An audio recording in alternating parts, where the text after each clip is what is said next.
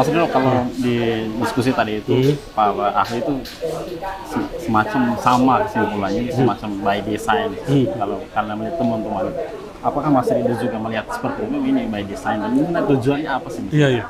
Saya yang pertama, bukan pertama ya, saya termasuk yang tidak percaya Brain Cipher itu grup yang benar-benar ada. Kiprah mereka, jejak digital mereka itu baru ya bulan-bulan Juni. Ya. Kemudian banyak kejanggalan dari awal mereka muncul dengan mereka menanamkan ransomware di PDNS, kemudian berbalik meminta hanya donasi, akan memberikan gratis. Ini kan kejanggalan yang terlalu, ini drama yang di luar kalau istilah sekarang di luar nurul, di luar nalar itu tidak mungkin gitu. Nah kemudian melihat gagapnya Kominfo, BSSN dan Telkom ketika rapat kerja Komisi 1, saya melihat mereka tidak paham secara lembaga. Nah, tapi kemungkinan ya kemudian ini siapa yang punya kepentingan kan gitu. Nah, saya coba merasionalisasi. Ini besar kemungkinan kalau menurut saya itu adalah kelompok elit lah.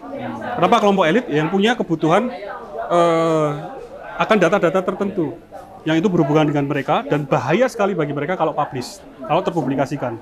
Sehingga skenario mereka hire sebuah kelompok hacker yang pintunya menuju PDN itu dibukakan, bukan pintu fisik ya, pintu ke dalam sistem. Ada inisial broker yang insider, ordal ya, orang dalam. Kemudian itu dibukakan, kan kemarin ada beritanya orang dalam itu kan. Kemudian masuklah ini dengan langkah yang mudah. Kemudian dia deploy atau menginstal Lockbit 3.0, mengenkripsi, mematikan file system dan lain-lain, OS-nya dan sekarang tidak berfungsi. Kemudian menurut saya mereka menarget data tertentu. Adapun kunci itu, kalaupun bisa bekerja, itu hanya untuk sebagian data yang sudah dikondisikan. Jadi tidak sepenuhnya. Jadi sudah ada target data yang diamankan. Ini menurut saya. Jadi bukan target data ya, bukan untuk duit ya yang diminta itu. Kalau bagi kelompok elit itu target data. Bagi Brain Cipher atau kelompok yang apapun ini namanya itu, ya sudah dibayar. Tidak mungkin dia buka donasi itu. Termasuk tadi bahasa Inggrisnya, bahasa Inggris Indonesia yang translate. Memang aneh bahasa Inggrisnya gitu. Artinya itu memang orang dalam lagi tuh. Iya. Dan saya kan email juga itu kan 3 jam 4 jam dibalas kan muncul juga itu sebenarnya. Kaget juga dibalas kan gitu. Dan balasannya hanya link menuju dark web itu kan statement itu. Jadi serba janggal lah. Ya, kalau ini benar-benar hacker nggak kayak gitu kan? Nah, tapi ini menarik Mas ya. Mas mengatakan ini tidak sekedar PDN gitu. Tapi kalau di kasus ini kita melihat bahwa memang rentan banget data kita untuk di. Sangat. Kan di saat yang bersamaan di hari-hari yang sama itu kan saya sempat ya 2 hari itu masuk ke Bridge Forum lah. Ya. .st. Bridge Forum sebelumnya sudah di take down oleh FBI atau CIA itu. Nah di situ banyak sekali data baru. Data Polri baru 20 Juni ditandatangani, scan gitu ya. Ini saya sampaikan untuk kehati-hatian. Ya. Saya download sampelnya itu, kemudian dijual di sana. Baru 2 minggu sudah kena serangan, sudah dibobol. Inavis, sidik jari kita tersebar. Nanti HP kita bisa dibuka semua. Sebelum nanti membuat aplikasi membuat akun-akun yang membutuhkan sidik jari. Kemudian data BIN, data BAIS tadi ya. BAIS, kemarin saya sampaikan Bang Refli Haru waktu podcast itu, Bang ada nama abang itu saya lihat di sampel tuh, lagi demo kan bisnisnya. Ya, dan lain-lain. Sebelumnya BSI, BTN, KAI, nah gitu. Jadi ini sangat berbahaya ya. Jadi harus dipotong mata rantai ketidakpahaman dan kebodohan ini.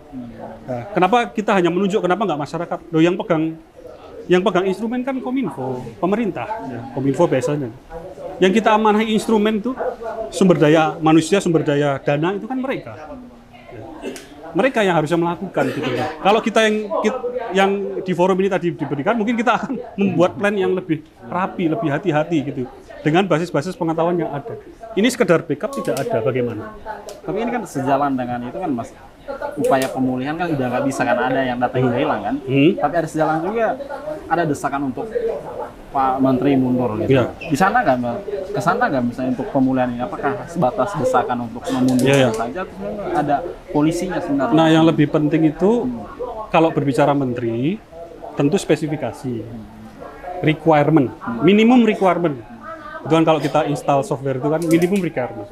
untuk menteri, khususnya Menteri Kominfo, apalagi kita di era digitalisasi saat ini, serba digital, ya, itu tentu kita berharap punya minimum requirement yang paham itu kan artinya punya basis knowledge yang mumpuni, punya kemudian kemampuan untuk mengorganisasi kapasitas dan kapabilitas yang ada di sekitarnya, karena itu kan artinya organisasi secara kolektif, tidak mungkin secara pribadi kan, tidak mungkin perorangan. Nah itu minimum. Nah yang kita lihat sekarang, ada nggak dia requirement, memenuhi nggak? Kalau nggak ya diganti gitu. Karena nggak bisa menunggu, nggak bisa main-main dengan masalah digitalisasi di Indonesia ini. Kita belum bicara skala yang lebih besar. Kedaulatan digital tadi ini kan baru skala kecil PDN, tidak mengecilkan masalah PDN, tapi dibandingkan dengan sekarang infrastruktur digital kita yang dikuasai asing, bayangkan sebagian jalan raya internet itu tadi dimatikan, wah salam kita. Putus. Kalau komunikasi putus, WhatsApp mati, YouTube mati, belanja online mati, banking mati, apa yang mau dilakukan? Ekonomi kita lumpuh dalam berapa jam? Ini bisa jadi catatan juga ya Mas untuk pemerintahan berikutnya, memang right man, right place itu lah Mas, pemilih menteri yang tidak hanya sekedar balas jasa politik. Ya, saya ada keyakinan Pak Prabowo ini ada harapan juga ya, pasti akan menunjuk berdasarkan meritokrasi ya. Apalagi kalau di Kominfo khususnya ini perlu teknokrasi, karena perlu ya punya basis teknokrat juga lah gitu ya, punya kemampuan konseptual dan juga praktis gitu. Itu bisa dia bentuk, minimal dia punya, dan dia bisa bentuk secara kolektif melibatkan berbagai macam pihak yang punya kompetensi di situ.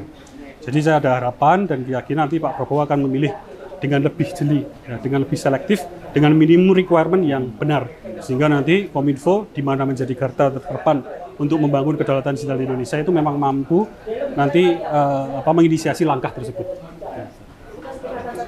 Oke, makasih, sama-sama.